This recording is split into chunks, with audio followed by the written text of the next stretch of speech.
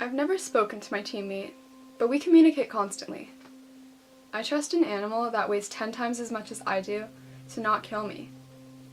Horseback riding takes strength, discipline, perseverance, courage, grace, love, bravery, and most importantly, passion.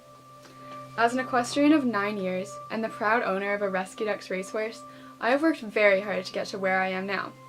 When you're this passionate about something, you push yourself to the extreme to achieve your goals.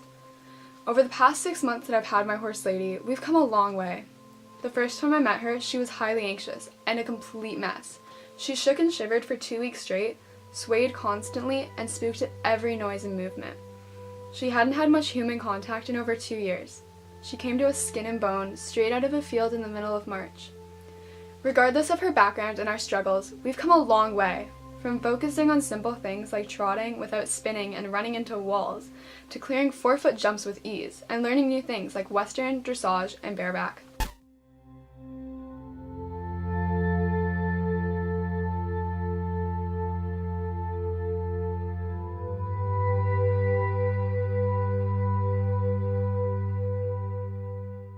After moving barns for the second time, Lady and I are growing together as a team. But when you work with animals, things don't always go as planned. About a month after our move, in early November, Lady had a very scarring event in which she was left inside her stall for hours alone by accident. Lady has extreme anxiety, and being inside or alone stresses her out to a great extent. She spent 3 hours in her stall swaying back and forth. She ended up giving me a concussion when I went to go calm her down during her panic attack. I asked my coach to ride her a few days later as I was not allowed to ride, and Lady ended up rearing and breaking the cross ties and collapsing on the ground with her saddle on. Once she was up, she was worked for the vet and was fine. Lady was very anxious, even a week later. I reached out to my followers on Instagram and received almost 200 comments on her condition, suggesting ways to calm her down and things to do to prevent it from happening again and causing further damage. We drew it down to her suffering the effects of something similar to post-traumatic stress disorder. We did everything we could to get her mentally stable again. This presentation was supposed to be about our journey together, including jumping up to 4'3" and riding without any tack. But life always comes with setbacks, and you have to learn to cope and go with it. From November 9th on, I began focusing on Lady's recovery and using it as a learning experience. I hope that if anyone is suffering with anything similar with their horse, or even just going through a rough time with them, they can use this as inspiration to not give up on their teammate. We worked hard on getting her back to her normal state. This included a lot of groundwork and getting her to remember me and that I would never hurt her.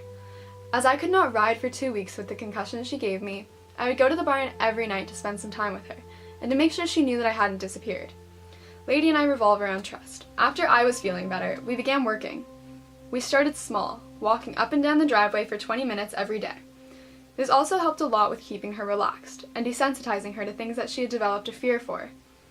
She had calmed down enormously by the end of our walking sessions, and I was able to let go of her and she would follow me around.